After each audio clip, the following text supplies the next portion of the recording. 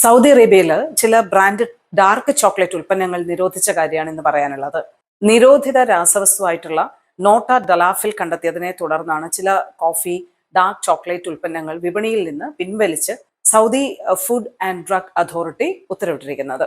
ഈ ഔഷധ സസ്യമായിട്ടുള്ള ജിൻസെങ് ചേർന്ന Parsa coffee, Bintan sky coffee, Parsa choco dark chocolate എന്നീ ബ്രാൻഡുകളുടെ ഈ 100 ഗ്രാമിന്റെ പാക്കറ്റുകളിലുള്ള എല്ലാ ബാച്ചുകളും ഇപ്പോൾ പിൻവലിച്ചിട്ടുണ്ട്. അതിനുള്ള നിർദ്ദേശമാണ് നൽകിയിരിക്കുന്നത്. ഉപഭോക്താക്കൾ ഈ ഉൽപ്പന്നങ്ങൾ ഉപയോഗിക്കുന്നത് ഉടൻ നിർത്തണമെന്നും ഈ കൈവശമുള്ള ഉൽപ്പന്നങ്ങൾ നശിപ്പിക്കണമെന്നും അധികൃതർ അറിയിച്ചിട്ടുണ്ട്. പ്രത്യേകിച്ച് ഈ ക്രോണിക് ഡിസീസ് ഒക്കെയുള്ള ആളുകളുണ്ടല്ലോ, അവരിൽ ഇവ ഗുരുതര ആരോഗ്യ പ്രശ്നങ്ങളൊക്കെ ഉണ്ടാക്കാനുള്ള സാധ്യതയുണ്ട്.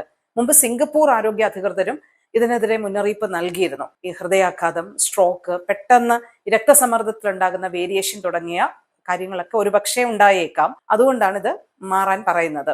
ഉൽപ്പന്നങ്ങൾ ഇറക്കുമതി ചെയ്ത കമ്പനികൾക്കെതിരെ നിയമ നടപടിയുണ്ട്.